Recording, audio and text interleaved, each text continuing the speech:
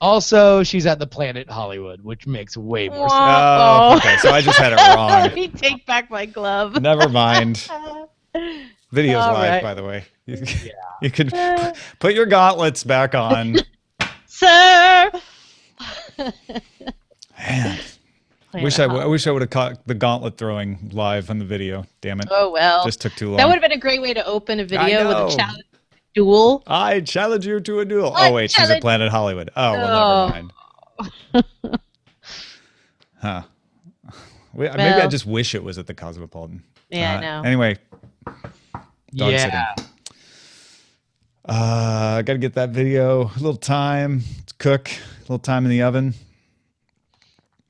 Beatmaster says YouTube is a lie. Why is it a lie? Oh, live. Never mind.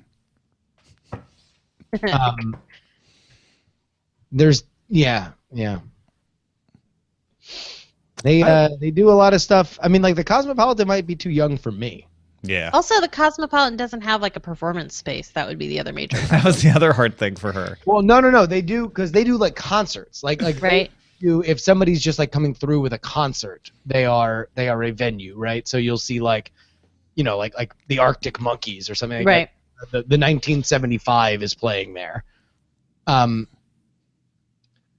Arctic Monkeys seem a little stodgy for the Cosmopolitan. Yeah, Well, the Arctic Cure is Monkeys are playing not. now, but I feel like the Cure is like oh man, I got the Cure. Although Bryan Adams is playing there, so maybe Bryan Adams, really? Yeah. Ryan Adams or Bryan Adams? Because I believe Bryan Adams passed And away. everything I do for you. Yeah. Wow. Brian Brushwood and I entertained ourselves to no end because as we were driving to one of the VR shoots, one of us started remarking that gas was $1.69. Just like kept singing like as if Bryan Adams had sold out to like. All right, he's not dead. I was wrong about that. Bryan Adams? No. No. Oh my God. Playing the Cosmopolitan. All right. Well, I'm gonna go away. Yeah, it was $1.69. Shall we begin our technology news show? Thanks to OPEC regulations. All right, sorry, go ahead. There we go. This is your captain speaking. I'd like to take a moment to remind you that this show is brought to you by listeners like you who give value for value. To show your support, go to dailytechnewsshow.com/support. We know you have a choice when it comes to getting your tech news, and on behalf of the crew, I thank you for choosing the Daily Tech News Show. This is the Daily Tech News for January 21st, 2016. I'm Tom Merritt. Joining me today, Justin Robert Young, DTNS contributor and independent podcaster. No man's property. Sure, Tom. Welcome everybody to the Daily Tech News Show. I wasn't sure where to go. Like, you're independent. I was trying to go riff off independent. I feel like now it's really weird because like independent means something different for me than it does everybody else. Because if I'm on this show, I'm not independent. I am aligned on Team DTNS. Sure. So I am here. I'm part of That goes for me too. Yeah. Wow. It's all tribal. I mean, man. Yeah. I mean, it totally makes you think, man. Meanwhile, we have tech headlines to get to. We're going to talk about whether we really want messaging apps to replace our other app platforms, but let's start with those headlines. Facebook announced Facebook Sports Stadium. They announced it Wednesday. It's a place where you can follow major sporting events. The section will feature stats, videos, and posts from other people on Facebook. One tab has things your friends are saying about that big sports event, and the other tab has comments from the experts. Unless you're friends with the experts, then they're in both tabs. Posts will show up in reverse chronological order, Twitter style. The section is available for US iPhone users now in advance of the NFL championships this weekend. Android users will get it in a matter of weeks. No word about the Super Bowl. Initially, what I thought when I saw this is, well, this is another one of those Facebook things that I'm sure an engineer whipped together and they figure they're going to throw it out there and either it'll catch traction or it won't. But if Facebook were trying to get more into at least on event-based stuff. They understand now that they're never going to be Twitter in terms of the live pulse of the world, kind of thing that Twitter is so good at. But if they can define little events where you can just get a more up-to-date experience on Facebook as opposed to using their awesome algorithm for how the rest of the world works, I think sports would be a good place to start. You know when they start, you know when they end, you want relevant, live, up-to-date information. I still think it has a very slim chance of success because when I think of live, up-to-date sports scores, I don't think of Facebook, but it is not a bad testing ground. Yeah, and I'm sure Facebook is standing around, as it does, because it is a person, saying to itself, why is everybody going to Twitter to watch live sports? Why does Twitter have these moments? Why is Twitter tagged in with Nielsen for social analytics? We have all the people over here. Nobody uses Twitter. And so this is a logical outcome of those thoughts. We talked about earlier this week that Facebook is partnering up with Nielsen on those social analytics, so that will be combined in. And doing something like sports seems like a logical place to start, especially around Super Bowl time in the US, when you get a lot of people interested in this sort of thing, to say, oh, here, follow along with your friends. You're already made friends with them. You don't have to go to Twitter and build some list or seek out things or click on moments. It's just going to be right there in the tab. Again, I'm like you. Jury is out. You are out on whether this is actually going to catch on with people, if people will make the effort to go there and use it. Also, the graveyard of apps and services that have aggregated fan content for sporting events, especially in terms of live relevance, is long. Everything that started out doing something like that has always wound up just becoming some other blog platform or something like that. The one thing I would say Facebook has an advantage is people do talk about sports on Facebook with each other. Yeah. So at least they've already got that hurdle crossed. It's just whether they can get them into this special area. And it makes you wonder whether or not they would be better off taking off sports blogs and not necessarily like the ESPN live ticker. Mm-hmm. Apple will open an iOS app development center in Naples, Italy. In order to give devs training and mentorship, Apple said it plans to expand the program to other countries in the future. In Napoli, the devs code apps. Okay, I'll stop. Going musty on the reference. Oh, I think this is great. The one thing I could not nail down is whether Apple has a development center in Mountain View, in Cupertino. Yeah. I know they do events and they do a lot of developer outreach, but it does, all the press releases say Apple opens their first development center in Europe. And that's like vague grammar. Is it the first development center and it's opening in Europe, or it's the first development center to open in Europe? And they don't make any mention of other development centers. So if anybody knows for sure if there's another dev center here in the United States, let me know. But even if there is something like that, it's an interesting play for Apple to spend some money, put some building space devoted to getting people to make apps, because they're making a lot of money off of people making money on apps. So it only helps them to encourage that. If they don't have one in Cupertino, it would not shock me, because after all, Tom, you don't need a mission in Vatican City. Yeah. The Shane Company is in Cupertino and Walnut Creek. They're in the diamond business, though. Dropbox released its Windows 10 app, which will be available in the next few days on the Windows 10 App Store. Dropbox launched a Windows 8 app back in January 2013. If you're like, well, wait a minute, don't they already have an app? And yes, they have a desktop app, but we're talking about one for the touchscreen interface. Dropbox launched that app in 2013. The new version adds the ability to drag and drop files from Windows File Explorer, use Quick Search, accept folder shares from a notification, work with Windows Hello, and more. And if you're excited like, oh, you mean I can do that on my phone? Not quite yet, but a version for Windows 10 on mobile is coming soon.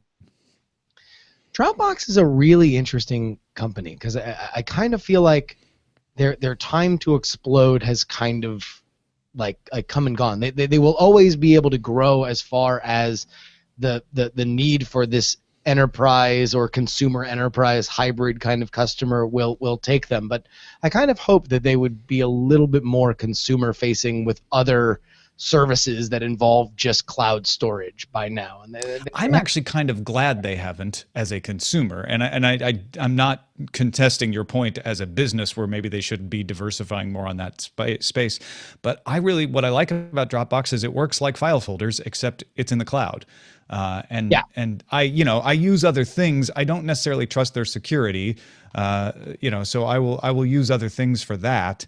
But I do love the simplicity of it, and I'm glad they haven't added too many whistles and bells. That said, when I made that little video from Snapchats of how I prepare for DTNS and threw it in the treasure chest and then shared that link on the Patreon, I got a lot of people commenting right on the Dropbox file, and that was kind of cool. I liked that. Listen, it certainly puts you on the pathway to more success. Yesterday, we told you of the post by security researchers at Perception Point about a flaw in the Linux kernel that affected an estimated 66% of Android phones. Google says Android 4.4 versions and earlier do not have the affected code introduced in Linux kernel 3.8. That said, Google released a patch with all of Google's up-to-date security fixes, so you should be all right.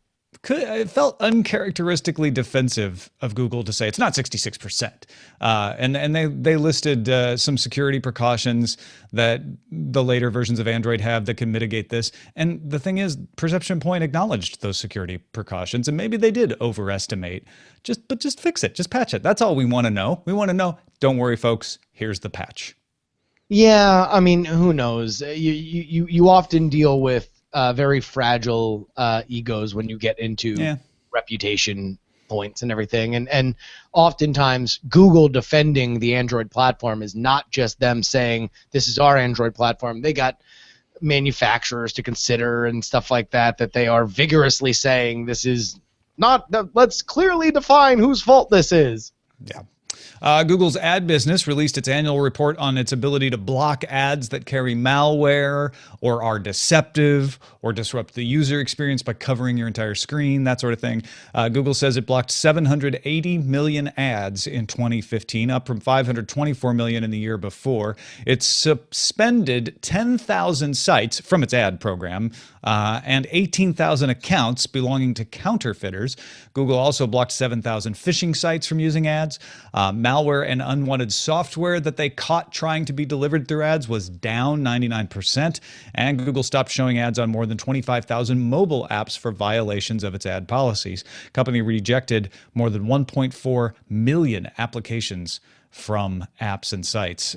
So it's a lot of numbers here, but it's Google trying to show, hey, if you see malware sneak through in an ad sometimes, it may not be us, but don't think we're not out there trying to shut this down because like spam before it, there is a large bulk number of attempts to sneak into the ad system and deliver bad stuff. So what's curious to me is not that these numbers are this high, because I would suspect that Google, with being the biggest ad seller in the world, would deal with just gigantic amounts of fraud attempts, since very cheap, repeatable ads are kind of their business. What is interesting to me is that this is a story. They just put it out on their blog. I don't know how long they've done it, but it's great PR for them, because the big insidious elements when people think about Google's reputation, if there is one in terms of public perception, is that Google needs to sell ads whether or not you like them and whether or not it is good for you, because that's Google's, goose that laid the golden egg. So the idea that, they are putting out all these big gaudy numbers that show restraint and security as the big keywords to it, I think are great for the reputation. Yeah, and I think the other reason it's getting pickup is it makes a good scare story, right? To be like, look at all the malware that's out there. So a lot of blogs are going to pick it up for the headline there. But I do think it's a significant increase, especially with the malware being down 99%. That has been a horrible vector. And one of the reasons people turn on ad blockers is the fact that you can get malware. And if Google's cracking down that much, it almost eliminates that, at least from Google ads, as a problem. And also the rise of mobile. They didn't really acknowledge mobile in their report last year, and now they are. And so it just shows what is probably not surprising to most people, that the folks who do nefarious things are really starting to target mobile more now than ever. I mean, you can only imagine that these numbers will get exponentially larger as we move forward. Business for malware is booming. GM launched a car sharing service today called Maven. GM President Dan Amon said that the service will cost as low as $6 an hour. Maven will include a car-sharing trial in Ann Arbor, Michigan, the Let's Drive service in New York City, which is expanding to Chicago, and Car Unity peer-to-peer service in Germany, and GM campus programs in the U.S., Europe, and China. Thanks to Philip Shane for submitting this story on the subreddit. Tom, do you think that Maven will be a major key for GM's solution? It's a little bit less than it appears. Essentially, they're starting a test service in Ann Arbor, and then they're taking a service they acquired called Let's Drive, which was already going to expand to Chicago, and they're lumping it in. They're taking another service they purchased in Germany, they're lumping that in. And it'll be interesting to see if they try to really make these rebrand as Maven and fit the model. But the Ann Arbor one is the interesting one. That's the one where you'll be able to use WhatsApp to talk to customer service. You'll be able to connect right through OnStar to have your preferences follow you around no matter what car you've rented from them. And it's basically GM's Zip car. So in a way, it's kind of behind the times. But I think GM feels some pressure to show that they're doing tech stuff. Two things that are very interesting about this. Number one, you're right. This story isn't gigantic in and of itself. It is interesting as a larger trend, considering how much time, money, and effort they have poured into what we can broadly define as the future of how people will relate to automobiles with their investment in Lyft and other actions, but also this specific, I mean, Zipcar and even the more soft, like use an app, pick up a car, don't have to subscribe, maybe a very cheap subscription and not anything that's too invasive. That's something that could very much use some of the gigantic regulatory influence that GM can provide. That they are a really big fish because a lot of cities, including Columbus, Austin, have things like Cars to Go, those little tiny cars that you can just rent for very cheap. If you just want to go one way, you don't have to bring it back. You can just leave it on the street, as long as it's in a certain defined zone. We don't have that in here, the tech bastion of San Francisco or the Bay Area. So the reason why is because regulatory problems. GM get into that business could be very interesting. And the underlying, financial reason, if you've already been saying this out loud to your podcasting device, is GM wants to have services like this so they can have cars that they make in them making money. Like it's all about fleets in the end. They don't want you to encrypt. And Melchizedek74 wanted us to mention that California Assembly member Jim Cooper introduced a bill Wednesday that would require a smartphone that is manufactured on or after January 1st, 2017 and sold in California to be capable of being decrypted and unlocked by its manufacturer or its operating system provider. Similar bill was reintroduced in New York State earlier this month. So the states are now getting in on the let's have a backdoor to encryption discussion. Cooper told Ars Technica, we're going after human traffickers and people who are doing bad and evil things. Human trafficking trumps privacy. No ifs, ands, or buts about it. This has already become kind of a major political issue, and I think we are those of us, and I think that there are many who listen to this show, and specifically those who have paid attention to this argument for a very, very, very long time, need to do their best to educate and get the word out that strong privacy does not shield human traffickers any more than strong window tint shields human traffickers. No, I think it was the EFF that said it's not privacy, it's security. Yeah, like you are weakening the security of people to be able to protect their sensitive information when you do this. It's not. I mean, privacy is part of that, but that's not the main issue. It is very, very, very, very disheartening to see the stark political language that often becomes diametrically opposed. There's this and there's this, and I am on this side of this argument, so now you can draw your allegiance one way or another on something that I think many of us feel very, very, very passionately about, that strong security and is just unessential to a more interconnected world. Yeah, I mean, of course we want to catch bad guys, but that doesn't mean we make everyone give a copy of their key to the police. It doesn't mean that all combination locks are known by the government so that they can get into every safe if they need to. It's going to be a long and arduous debate, I have a feeling. Steve Cap 839 wanted us to note that the Wall Street Journal reported Thursday that Hon Hai, owners of Foxconn, are offering 652 billion yen to acquire Sharp. Reuters says the state-backed fund Innovation Network Corporation of Japan is still the front-runner to bail out Sharp. The idea there would be to eventually merge Sharp with state-owned Japan Display. Tom, who do you think will ultimately be able to say, we the best at acquiring Sharp? Yeah, what's going on here is the government really doesn't want Sharp to be sold to non-Japanese interests. Yeah. And Hon Hai is doing a lot.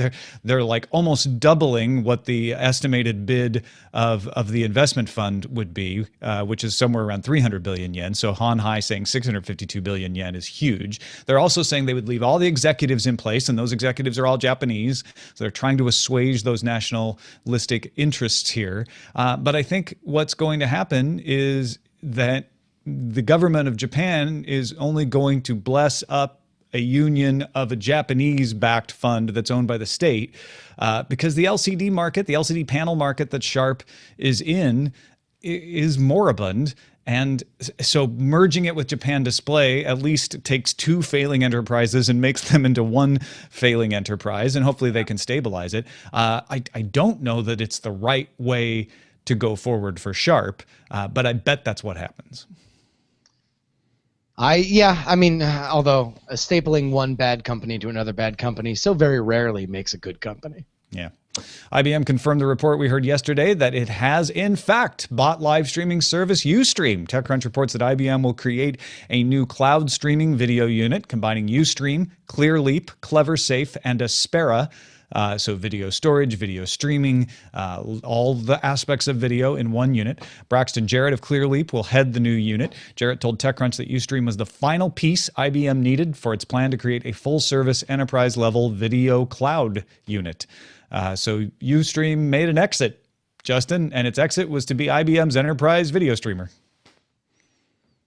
I do need to disclose that my wife works for Twitch, so there is a disclaimer that we need to make here. Ustream, of course, formerly a competitor in that same space, but what Twitch, formerly Justin TV, was able to do was clarify its vision as a video game streaming site and build a culture around there.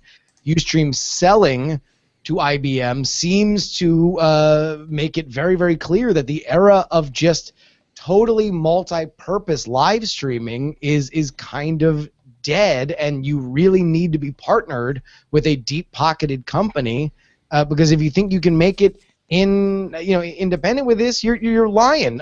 Tom, order the possibilities of success for some of these companies. Yeah, so the path to more success for Ustream was to get an enterprise level situation.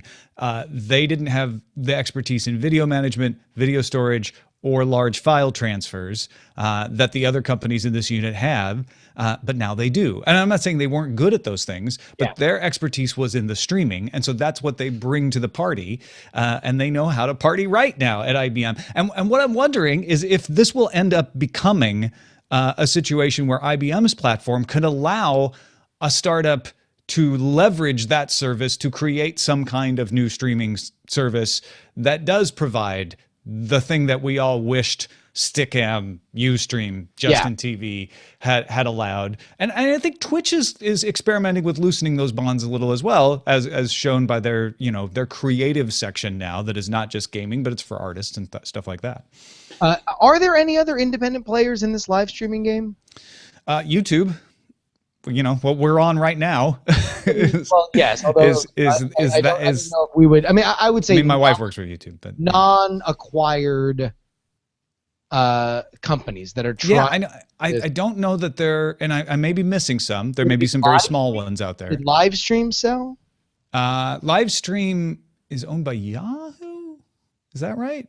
That may not be right. We'll have to. But it was also Livestream was not something where like you could just turn on your computer and Livestream as easily as Ustream. Ustream and Twitch were very much the let's put it in the hands of the people. Now it's become Periscope and Meerkat, right? That is the new space for that kind of live streaming. You do it from your mobile device.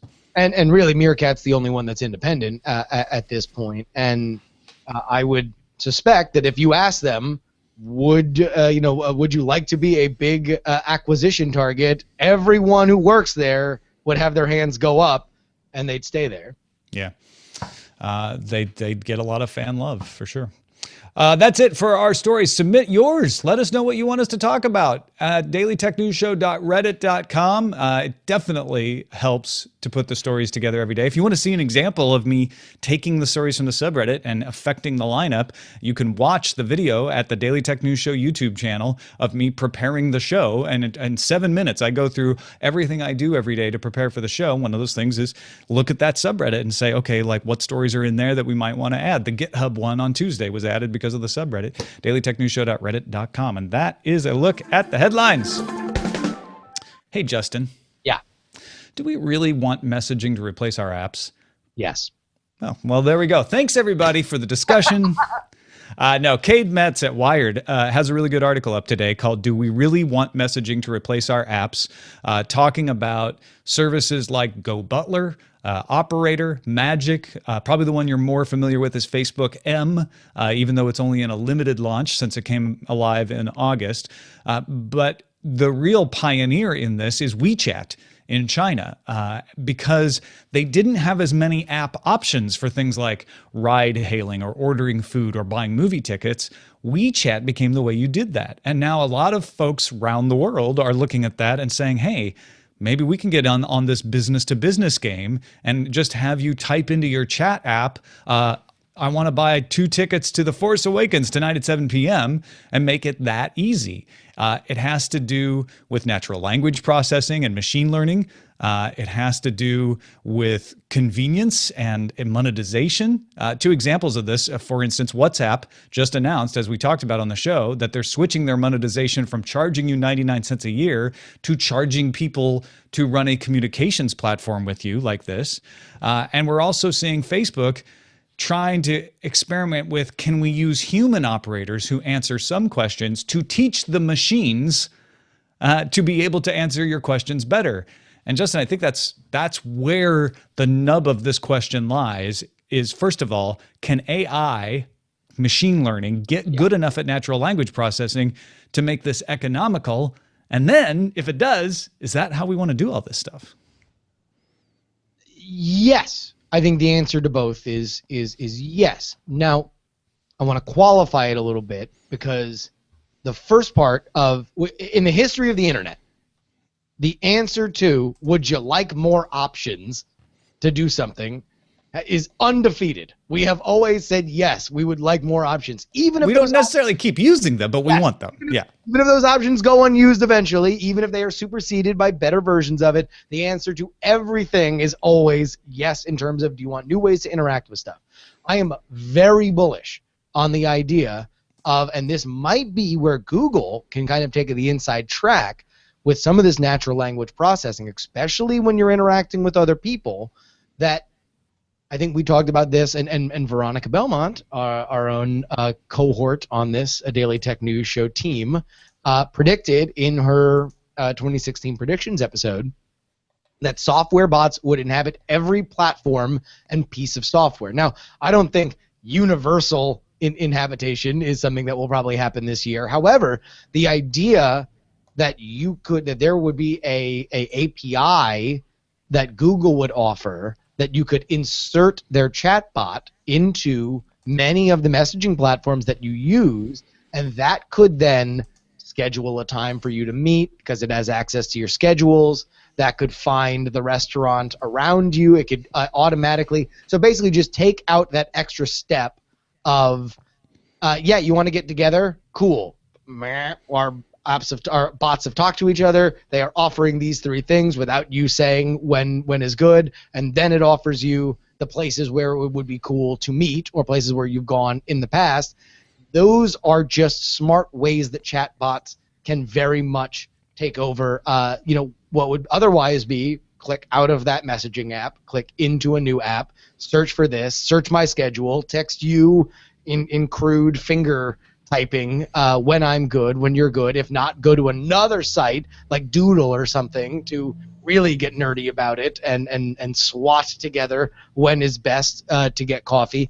I think that this is very, very, very big. However, it will not live in a separate app. It's got to be where you normally are, which is why WeChat absolutely took off. It was a dominant messaging platform that then allowed you to do a bunch of other stuff. There's a long distance, though, between a much simpler example than what you just gave, which is I need to take an Uber to Wilshire and 3rd. Yeah. And having the machine know, okay, I know that Tom is at his house. I know the address of his house. I know how to get in touch with Uber. I know how to book that. And I know that what I should say is, the estimated fare is $5 to $8. Is that okay? And when he says yes, I book it. Like, I don't know that it can do that reliably right now. Maybe it can, maybe. But I'm not certain. And if I'm uncertain, or even if it doesn't always work, if it's like, well, it works 90% of the time, I'm going to launch the Uber app and I'm going to use that because I know that works and I know when it fails how to deal with it. And the other side of it is my old man reluctance to say, look, this isn't going to work until it does. And it does the way where I never get frustrated and have to pick up the phone, because I'm the kind of person who, if I need to fix something, if I can't fix it myself, it's usually a pretty weird situation and I have to call somebody. It's not something, if I can look it up online and fix it myself, I will. I'll look at your FAQ. Please stop telling me on the hold music that I should look at your website, because I did. And that's why I'm calling you. And I feel like these chatbots are not going to be as good as picking up the phone and explaining it to somebody. Yeah, I think in terms of, I certainly agree with you that in terms of customer service, we have always been very reluctant. Companies have always wanted to fire their call centers and have always wanted for you to deal with it in some sort of automated fashion, and it has been an absolute disaster to personal reputations. Here's the one thing I'll say, though. I have, when I was a business traveler, I found the United app to be tremendously robust and able to solve 99% of the problems that I would have with United. Now, look, I think you need to disclose that you were a 1K. So 1K passenger, right? So, but and so yes, that afforded me. But you know what? I'll actually back you up. And I have had horrible experiences with United, but their app has improved and it has become a way to actually solve things that I used to have to get on the phone to. So I'll give you that. That's true. Yeah, no. So for whatever, and listen, take it the other way, that United is so spotty and terrible that you very often have to use the app to solve things. Yeah. But it is a very robust. It's a fast for what it needs to do, and the kind of information that it pulls down solution. And it replaced a lot of other third-party apps that I used to have for flight tracking and stuff like that. If I could just have a natural language, I would be willing to learn key commands. I'd be willing to learn flight time, right? Flights from SFO to AUS, and then it would just give me all those flights that are going to and from. And it can do that. That's the easy part. What they're trying to do is be able to handle anything you throw at it, so you don't, because the masses won't learn that stuff. Sure. And I think Ian sums it up well. He's like, talking to humans, Tom's missing the point. What I'm saying is, I don't think the bots are yet good enough to replace the unfortunate need for me to have to go and talk to somebody in person. What I would like ideally is to be able to just go into the chat bot and say, I need this, and have them solve it. It's a matter of when, I guess. I guess what has always succeeded is less steps. whenever we're looking at, hey, do you want this option? It'll take you less steps. We have always said yes. Now, whether or not it works, that'll be a different thing. But even if it was just some soft, a soft way where it's like, where again, I mean, like I really keep coming back to this, me and you, we're getting around the time for FSL, right? Where we got to start planning out our FSL podcast. In our Slack, if there was just a bot that we could say like, hey, when do you want to do this? And it just maybe just the text turns red or something, right? And you have the option to click on it and you have the option not to, depending on it. I feel like that would be a soft enough way that I would be clicking on it more often than not if it could then help me solve that problem.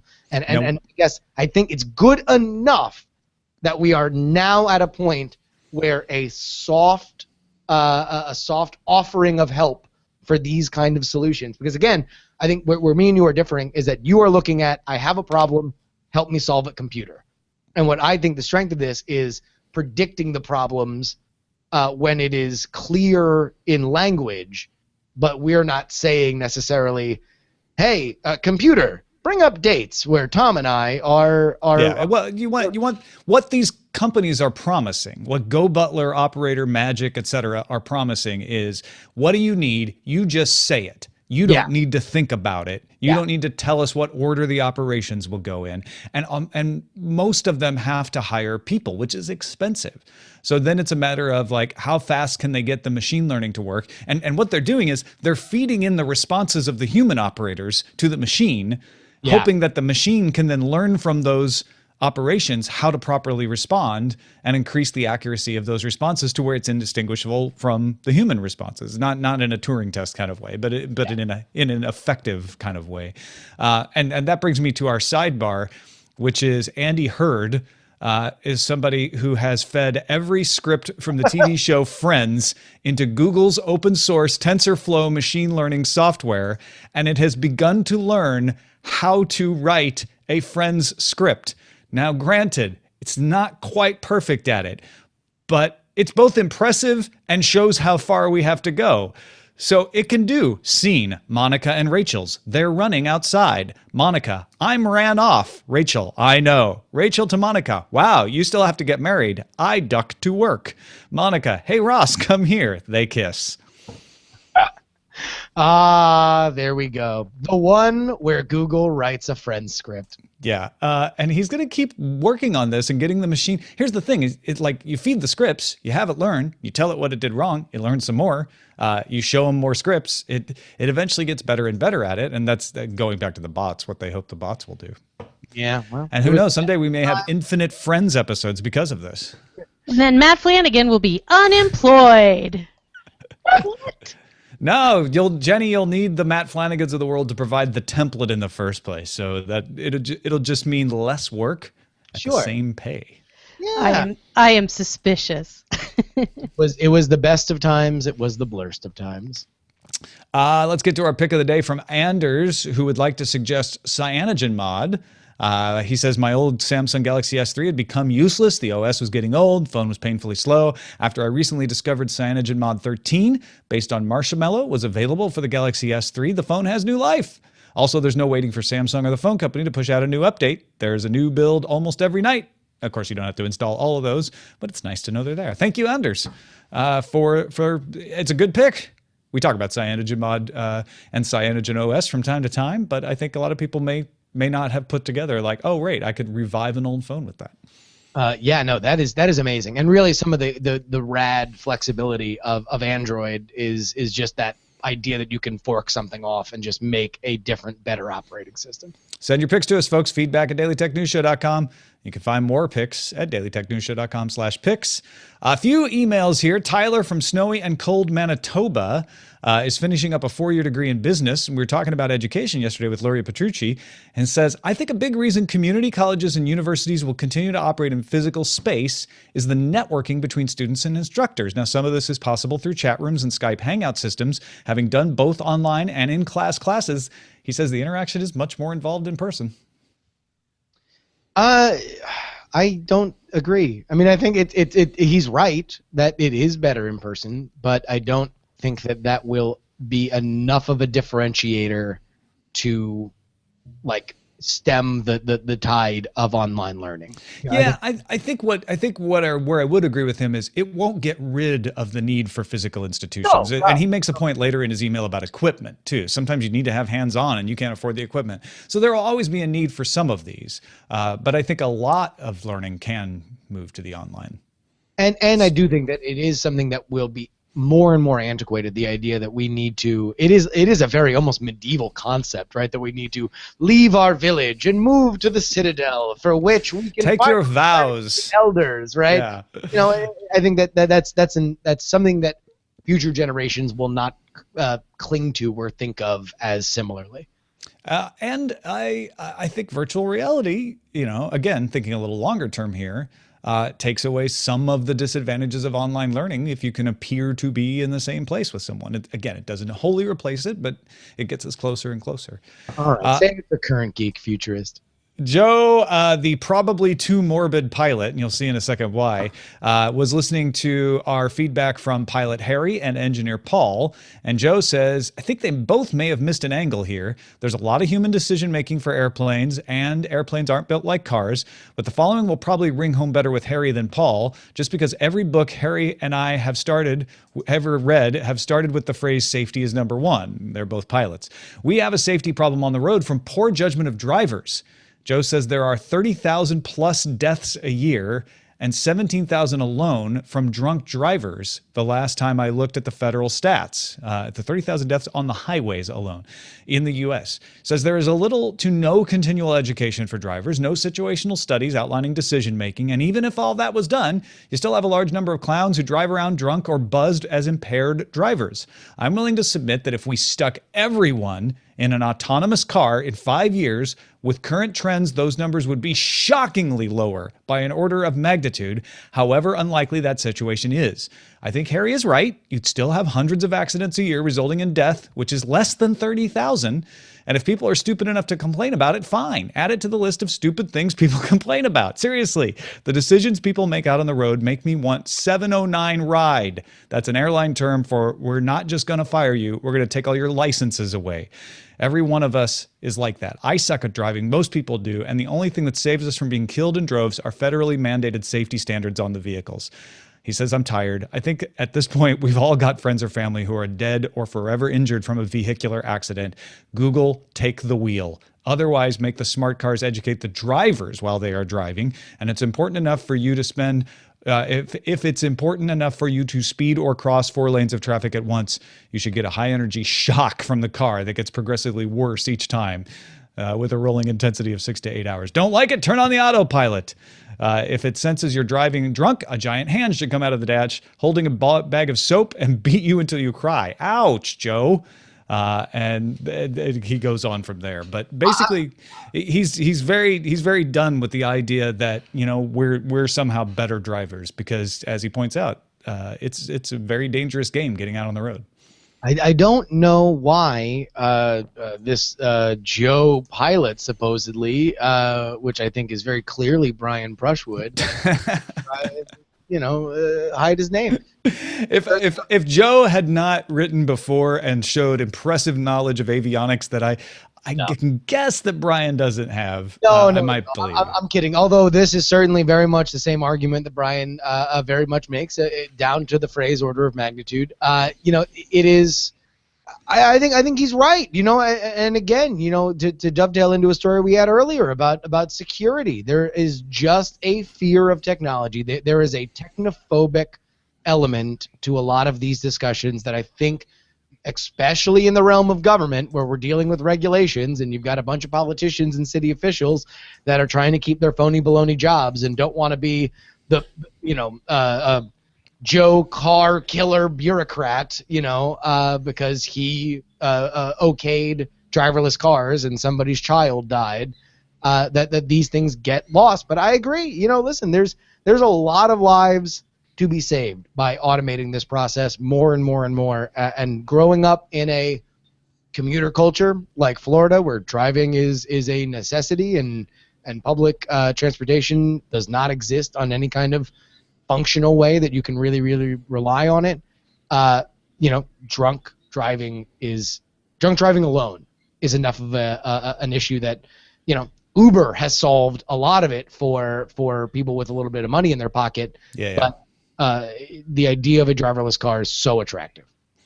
And before we wrap up, I just want to say I got a couple of really nice and sincere notes. One from a guy who works at Microsoft, another from someone involved with Cisco, saying that, hey, you know what? I know you guys were a little dismissive and cynical about Microsoft donating money. And I think me particularly was like, these corporations don't do it always out of the goodness of their heart. They do it because it's good press and tax deduction and all of this. And they're like, that may be true, but especially the person who called in from Microsoft said, you know what, it's really sincerely touching how much we do that doesn't get covered by the press, and how I feel like, it brings people together and we really do good things for the community. And when he said that to me, I realized, that's true of Google too. I see that happen with my wife, and I don't think about it because it's a personal thing. But a lot of companies do a lot of good, and maybe the impulse for it at the beginning is because it's going to be good bottom line for the shareholders. I can't imagine it would be allowed otherwise.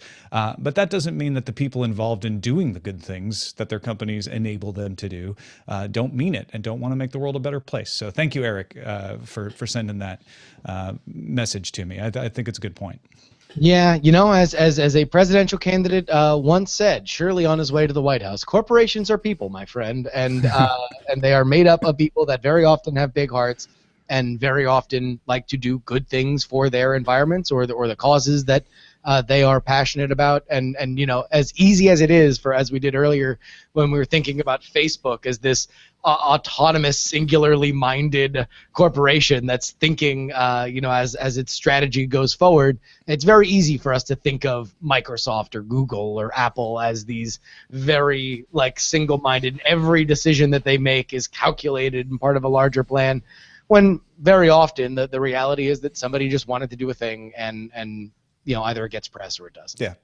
What is not controversial is that corporations are made of people. They are made up of people. Most corporations, a few paper corporations in the Caribbean that probably don't have any people. Hey, you know what? My limited liability corporation is made up of one person. That political quote reminds me of this awesome game called The Contender. Have you played it? Oh, my Lord, Tom. Not only have I'm not just a player, I'm also a creator. So here's the deal. The Contender, if you've bought the game, you've heard me talk about it right here on the show. We had a Kickstarter exclusive called the Politically Incorrect Expansion that has all the cards that we cut from the game to make it family friendly.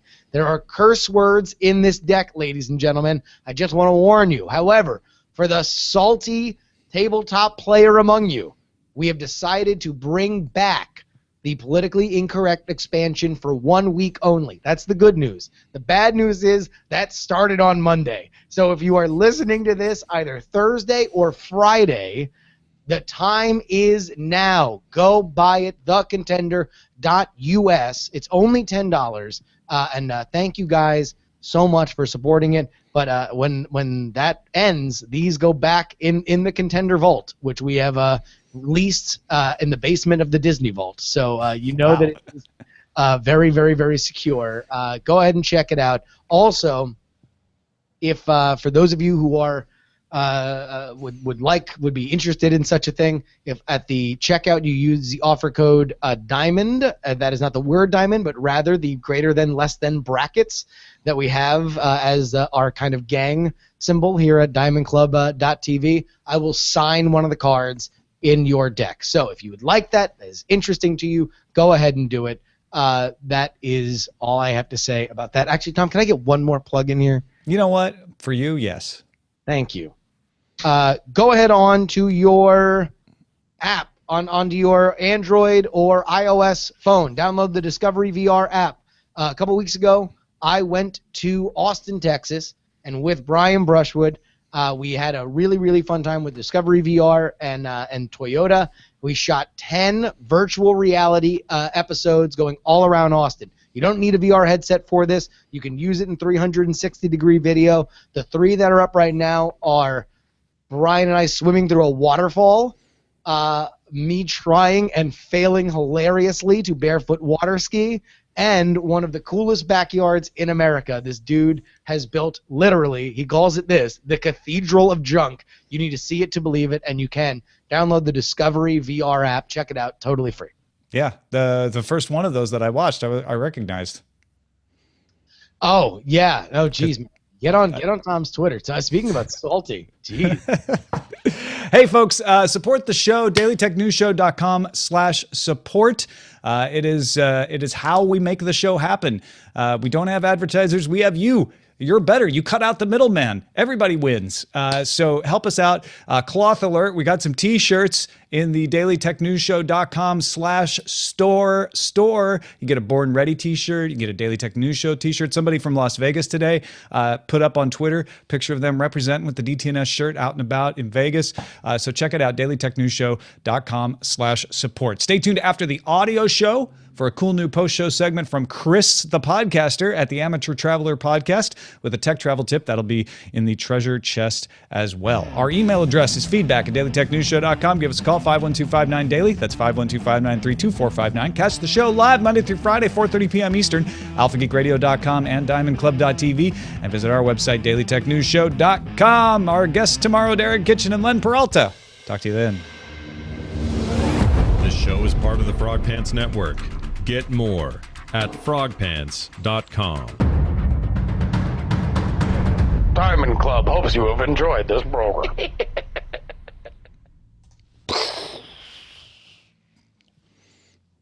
Yo. More success. I wonder how many college references we got in. I don't know. That was a good back and forth. It was elegant too.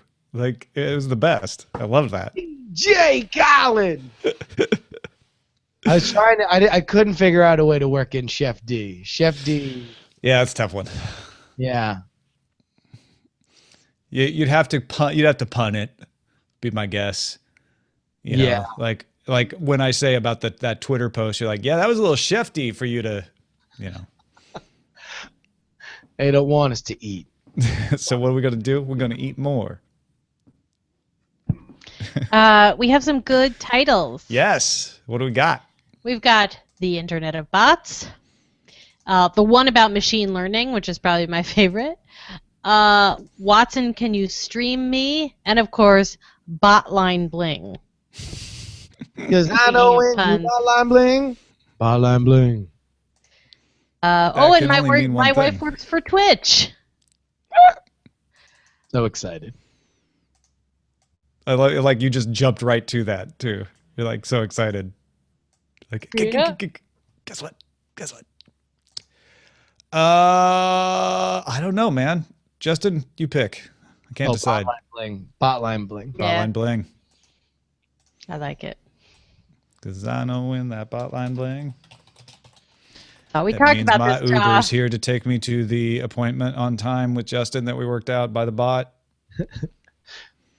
I don't know if this came through clear enough. I need people to schedule for me. I think it did. Especially when you said FSL. I was like, oh, crap. I'm just begging. Like, I'm just hoping some Google engineer that's working on this just email. It says, You know, Lyft can hear me, Data. and it just added $50 to my account. Wait, why? I don't know. It's like it heard me talking about Uber. It's like, hey, we just added $50 to your account for $5 off each of your next 10 rides. What? They're like desperate to get me to use them. You. Meanwhile, Nextdoor.com is transfixing today because there's a horrible story about apparently someone in a wheelchair beating a puppy that may or may not be actually true. And so it's turned into like the wrath of the neighborhood. I'm not going to gender it. Puppy savers versus the people who think the first person is lying. It's like General Hospital, and yet at the center of it is like maybe somebody was beating a pup. I mean, it's crazy. I was just like reading it. Like that's Nextdoor.com today. It's like too disturbing to read. Like it's turned my Nextdoor.com is just turning into like a slap fight of epic proportion. I'm sad that our next doors are not coming at the same time. I know. Mine came earlier, and I forgot and deleted it here, but there isn't much there. Regarding looking for a landscape contractor and looking for a 1 or 2 bedroom for rent. Yeah, no, mine was so You're disturbing. sucking up all the next door drama. It really is some serious drama. Let me see if I can find it and just see if there are any others on there. This is what we do, Justin. We just read next door headlines. Yeah, so this is my neighborhood. Mail thief. Bike tracker. Exotic animals should not be party props. Trusted cleaning lady. Puppy beating. Oh, no. I know. No. And here's a great plumber. And there you go. Like, that's a weird neighborhood. Can I get that plumber's name? Yeah. Hold on. I don't trust it when somebody just says, like, here's a great plumber. I probably wouldn't either. But I need a dog sitter, though. Better make sure they're not a puppy beater. Now I trust nothing. And that's because we're going to see J-Lo. Woohoo. Oh, you're trying to Cosmopolitan. start something, eh? Oh, no. We've settled it. Did we? Nothing to talk about. Yeah, no. I mean, my surprise was that the Cosmopolitan has gotten a reputation in Vegas for not having residencies and being like the place where you see the hip band that's touring, right? Because they have a very young clientele. Right. A clientele so young that they would only know J-Lo as the mom in that movie where she starts having sex with the kid next door. Untrue. They would know it from her being the Mama Bear judge on American Idol. Or they would know her as the lady who sang with Jason Derulo. Maybe that. Yeah. But I mean, at this point, she's just moved into. She's not Jenny on the Block. But here's the thing. Do you have to remain just Jenny on the Block to maintain your power in this world, or can you be something else? No, my point is, like, I think she's perfect for Vegas, and she's perfect for Planet Hollywood, and I'm sure it is a great show, and she is great, and she has maintained a career far beyond, I think, what other people would have thought of her, and credit to J-Lo. I have nothing against J-Lo. It was only a surprise that she'd be at the Cosmopolitan. That was my only point was just that the Cosmopolitan has very meticulously tried to cultivate a reputation as like the bleeding edge of hip. So and J-Lo would not seem to fit that. This is not me arguing. This is not me disputing anything. And by the way, J-Lo in residency specifically. I think J-Lo as a concert, sure. But J-Lo in residency. No. I think that makes sense. That would be like, I don't know, it's a demographic thing, right? And I think yes. And also the concept of residency still has kind of a Celine Dion, like it's a thing that a performer does when they don't want to tour anymore. Celine Dion, I think of Wayne Newton. It's like oh, sorry, I didn't mean to interrupt. No, you're absolutely right. It's oh, sorry. I like that you pulled us back to the 70s. That's all. No, because Celine Dion was one of the first people that, she first played Vegas, like maybe 5 years beyond My Heart Will Go On, right? Where she was like absolutely gigantic. She was one of the first people to go to Vegas kind of before she was in the life cycle of a career supposed to go to Vegas. Yeah, because she wanted a stable thing. Down. A lot, because it used to be Wayne Newton where it's like, all right, if you go to Vegas, you play Vegas forever, right? Either you're going to live there forever, or you are going to be doing a residency because you can't put up a tour anymore. Right. Like it was like a last resort. And Celine Dion was like, no, you want to know what? I'll do it for bigger money and just do it for half the year and then tour for half the year and just make that kind of my home base. And now, I mean, you're seeing that more and more as nostalgia has kind of taken over pop culture. I mean, look at Billy Joel. Billy Joel's playing MSG like it's Vegas every month. That's awesome. Well, that's because he can't leave. It's the injunction. So how is Bryan Adams playing at the Cosmopolitan? Bryan Adams is at the Cosmopolitan. Bryan Adams is at the Cosmopolitan because putting on a show in Vegas is still very expensive. So even if you're trying to be on the bleeding edge of hip, if you're just booking regular shows, you kind of got to take whatever name you can to keep things moving. And, hip people can go see Bryan Adams. Ironically. It's like the summer of '69. Yeah. We're all wearing trendy things, and then we're going to go. We're going to be It's reckless. normcore. I know what it is. It's normcore. Bryan Adams is the musical icon of normcore. Absolutely. Yeah. Because, I wouldn't be shocking to see them do, like, a yacht rock, like an Eddie Money or something. Sure. Like, oh, my God. We stayed in the Cosmopolitan, and then guess what we got? Tickets free. Eddie Money. We left halfway through. We were so high. I went to see Heart in 1989 for the same reason. I mean, does he have to be seen as just a significantly ironic, pop icon, or can people actually enjoy? Because the reason I say that is because there was a moment. Roger, we're not saying that people don't enjoy Bryan Adams and wouldn't support his music. We're saying that the going towards the demo that doesn't typically like Bryan Adams is the weird thing. Well, that's the reason I bring it up, because back in the mid-'90s, Tony Bennett had a mild resurgence. Yeah, but do you think Bryan Adams is having a mild resurgence a la Tony Bennett right now? I don't know.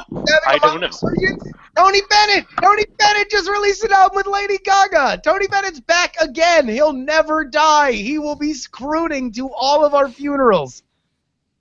Yes. I can agree with you there. Tony Bennett looks the exact same in today as he did the day I was born in 1983. Damn. You know what I was doing in 1983? Were you by that waterfall? It was a few years before that, but I was jamming out to my cassette tape of Reckless by Bryan Adams. Oh my gosh. It was $1.69. Oh yeah. He was a hot thing when he came out. I remember when his album got released. Like Tower Records was like filled to the gills. Every song was a hit. Well, that's how they used to do it back then. Yep. And then you release the B-sides, which is like, but it has the guy's name attached to it. I used to listen to the B-sides of 45s because I thought it was cooler to know those songs. Did you guys cover? And it wasn't. Did you guys cover the News Corp Twitter sales stuff? What, the rumors? Yeah. Or did something break? The rumors. No, I threw that in the Slack as a possible discussion topic. Yeah, I didn't know if it didn't make the headlines. Yeah. Kind of a like. Here's is there a bit of a sad tale to be told about Twitter? Not yet. No. Here's my opinion on that kind of story. Yeah. There's one of those every day where somebody goes, "Hey, wouldn't it be interesting?" Sometimes there's somebody at Fox who's like, what we should do is buy Twitter, and then it gets to a reporter who's like, so and so says they're going to buy Twitter.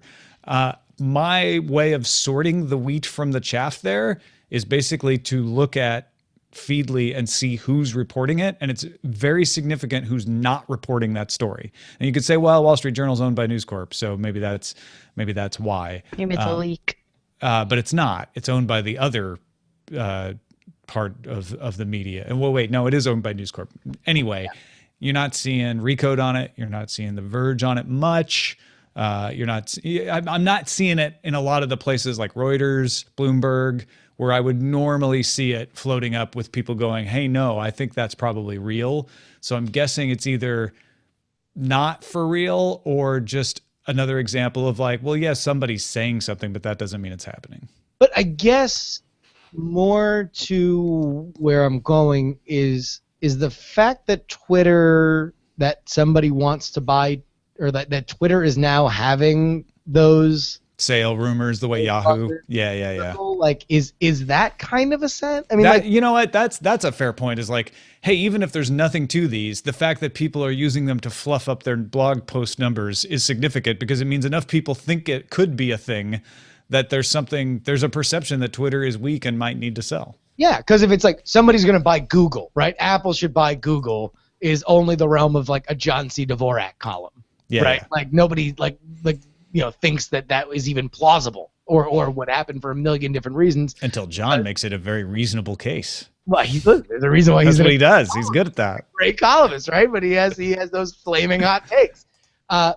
They're meant to be enjoyed. They're not necessarily meant to be like kindling for real rumors. This is a real. I mean, like for whoever is reporting it or isn't reporting it, it's feasible. It makes sense. You almost think that like, hey, you want to know what? Internally, Twitter's realized that without help, they're not just going to be Facebook by themselves. And that no matter how much they change, no matter how much they try to push us into the events tab or whatever, they're just not gonna do it. And that I think is something that is I mean that might be like the sign of our more evolved time. Like that just almost kind of feels like all right, we've ended this part of the internet. That chapter is closed. I think that's why it's attractive as a rumor, is because you're like, but if it were true, think of all the things it would mean. I don't see, just personally now, not talking about my evaluation of the story at all, I don't see Jack Dorsey thinking that's a good idea. Mm-hmm. But if it is true, right? We could. I'm just saying the chapter of the internet. But I mean, if Apple buys Netflix, I know. Because listen, because this is my this is the disease of the media and their obsession with the narrative. Because we could call this, this chapter of the internet begins when News Corp buys MySpace and ends when News Corp buys. Oh yeah, no, it makes a beautiful story. Yeah, I could totally see the attraction there. I mean, like, you gotta figure for Dorsey, he didn't become CEO so he could sell the company in 5 seconds, right? No, I'm pretty sure. Yeah. Like, that dude's got enough of an ego that he's at SoulCycle right now saying, like, hell no. I like that he listens to us while he's at SoulCycle. Yeah. No, of course he does. It's his own internal monologue. Well, he just bought his Sight Glass coffee on Square, and so what else is he gonna do? Square would be a great. I mean, just give me. All I need is chat bots that I could work into Slack. If I could just have chat bots for Slack. You can. I mean, it's not exactly what you're talking about, but there's a lot of that kind of thing you can do. No, I mean, like what they have, right? They already have. I just want smarter chatbots, better, smarter chatbots. Actually, that's what Peach.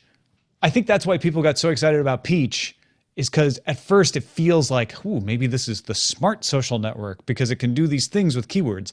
And the fact of the matter is, they're all kind of tricks, and you get bored with them after a while, and that's why everybody fled. And there's no groups, and there's no timeline. Yeah. You don't have. But if it was a chat bot. If it was a chat bot that was helping you with your social network and directing you places and doing cool things and learning, all of a sudden I think there's a signpost to a future possible riff on social networking. I think we just got funded for $2 million. I think we were a unicorn. Did I miss Peach? Did Peach happen and unhappen in the brief time when I wasn't paying attention? Goddamn party for 48 hours. Yeah. Barack Obama, Metallica, we were all having a great time. And then it stopped, and we were out, man. I think I'm gonna quote myself and say, isn't it weird? It makes you think that Peach and David Bowie died on the same day. Oh my God. So sad. So sad. I'm happy. Hope you're happy too. Did you hear there's a digitization of a cassette tape going around of David Bowie doing imitations, which apparently has existed before, but it's like getting a lot more attention. I didn't know it was off a cassette. I mean, David Bowie, among the most fascinating human beings on the planet. We talked about this on a Night Attack pre-show. But what I love the most about it, about as we kind of like dug through in our tribute to him, digging through his history, just like how right he was about so much. I mean, like, this dude was just always at the forefront.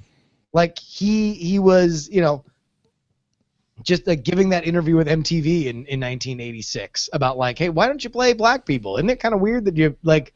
I watch other channels and I see videos with black people. You don't seem to have them on all that much.